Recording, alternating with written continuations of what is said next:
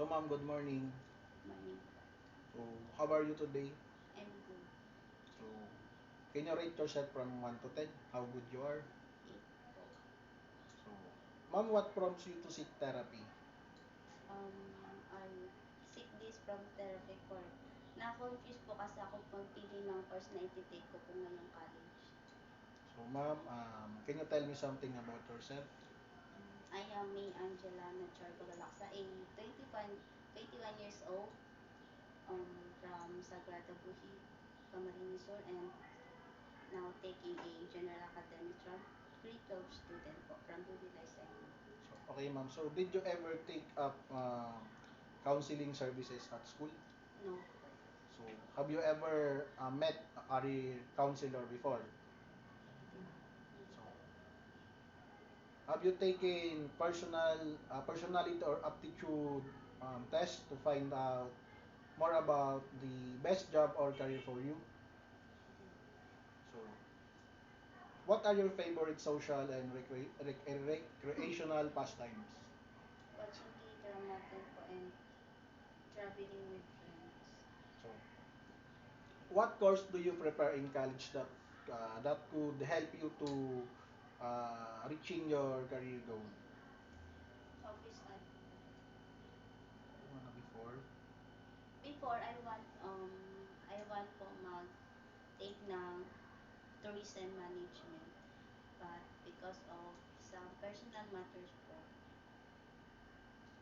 para ay parang tinitingnan ko na lang po yung sarili ko na mag-take po ng office administration. So, what other factors are important to you as you are making this career decision? Um, parang nabigyan na din po kasi ako ng knowledge about this office administration. So, parang parang gusto ko na lang din po siyang i-push kasi from lack of money na din po, hindi parang i-set aside ko na lang po yung kahit yung goal ko po talaga is mag-take ng tourism. Parang yun nga po, some of ano na lang din po na maybe magiging successful din naman ako kahit ito yung course na iti-take ko. So, okay, in your choosing career or course, in the future, as a office and profession, what are your goals? Maging stable po sa isang management, mag, um, mag, mag-growth ng ay parang maraming skills na matutunan doon sa papasukan ko din. Mag-grow din talaga ako doon sa organization na pagtatrabuhan ko. So, have you told anyone about your career goal? No po, hindi. So, what skills, talents, or competencies are you most proud of? Then, what makes you feel happiest and most accomplished? Um, I'm good at I have a communicating skills and sense of humor. Then um, my happiest nagiging happy po ako dun sa part na parang nakaka-help ako dun sa iba. Then parang naisi-share ko sa iba yung mga natututunan ko. Then parang sa lahat po kami parang natututo po sa bawat isa. Okay, very good. So, what would you ideally want to your life to look like in 5 years or 10 years? Stable work ko din yung family ko po, parang na-provide ko na din po sa kanila yung parang deserve po nilang maranasan din po. So, how do you want to be remembered by your colleagues? Responsible colleague din. Then, what changes do you need to make up to get your ideal job or career? What changes do you need to make you to Um, get? parang pagiging sensitive po. Kasi parang isa din po sa minsan nagiging factor na hindi nagkakaintindihan yung sa isang with your colleague din po na parang minsan ayaw mo na lang mag-work or ayaw mo na lang mag-push kasi dahil sa pagiging sensitive din. Parang yun din pang gusto kong i-change. So, define success in your own. What is success means to you? Success yung nakikita ko na po yung sarili kong parang na yung mga want ko po, yung kahit yung mga want ko nakikita kong nararanasan ng family ko, yung sa yung sa self ko po.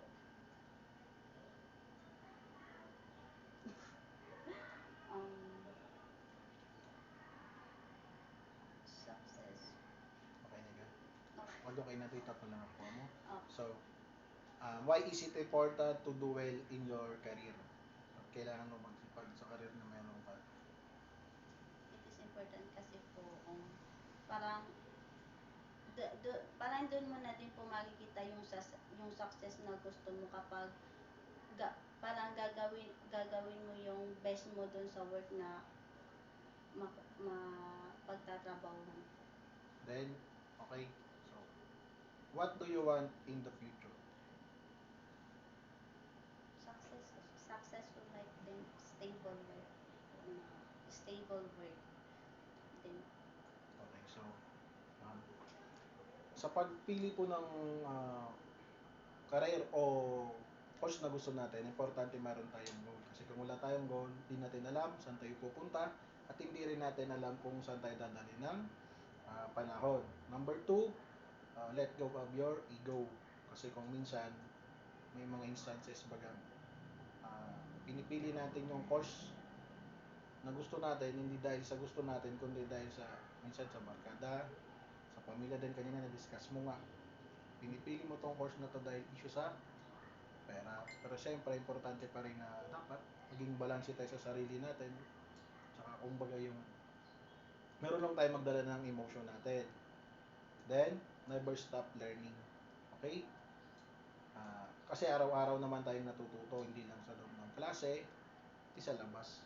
So, importante yon kasi as we grow older, we learn a lot of things in our society, in ourselves, and also in other person. Then, be organized. So, importante yung organize ka sa lahat ng bagay. So, mag-umpisa sa sarili mo, sa trabaho. Siyempre, sa karir na gusto mo dapat, sigurado ka na ito yung gusto mo. Kasi dyan ka masaya. Kung baga dyan mo nakita yung sarili mong uunlad ka. Then, value your network and your health.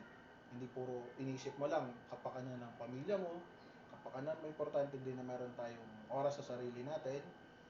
Kung baga, pag pagod magpahinga. Then, importante din yung kung baga meron tayong self-love na tinatawag. So, sana ma'am nakatulong po ako sa inyo. Sana huwag kayong malito sa course na kukunin nyo. Piliin nyo kung saan kayo masaya at kung saan nyo nakikita ang sarili nyo mas unlad kayo. So, thank you po and good morning.